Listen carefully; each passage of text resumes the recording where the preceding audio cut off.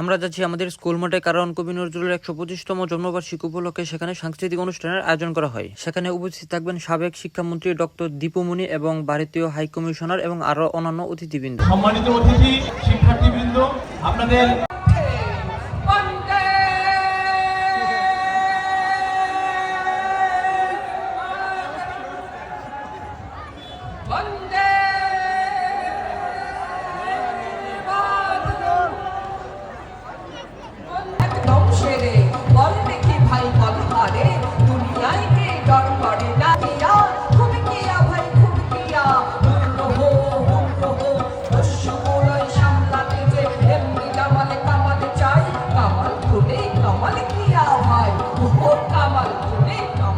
এই হচ্ছে আমাদের নজরুল সঙ্গীত। এদিকে মঞ্চে একজনের পর একজন নজরুল সঙ্গীত গাইতেছে, কিন্তু এগুলো শোনার মতো সময় বা ধৈর্য কোনোটাই নাই।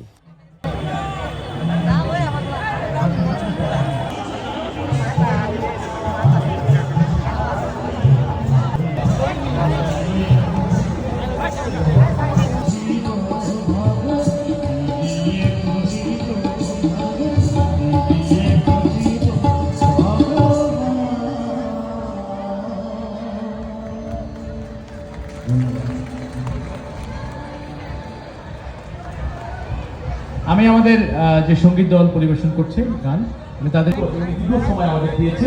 এই পর্যায়ে আমরা আমাদের আজকের অনুষ্ঠানের অতিথিকে আমাদের মাননীয় সভাপতির অনুমতি ক্রমে আমরা তার বক্তব্য রাখবার জন্য অনুরোধ জানাচ্ছি।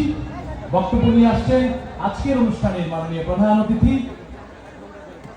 গণপ্রজাতন্ত্রী বাংলাদেশ সরকারের মাননীয় সমাজ কল্যাণ মন্ত্রী ডাক্তার দীপু মনি এমপি।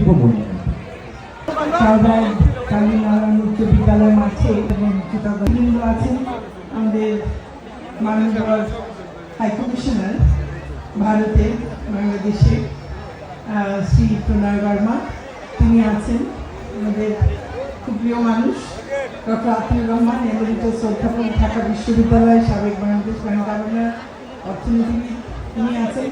আমাদের কবি নজরুলের ১২৫তম জন্মবার্ষিকী উদযাপনের জন্য আমি সেগুলো উদ্যোক্তাদের আন্তরিক ধন্যবাদ জানাই।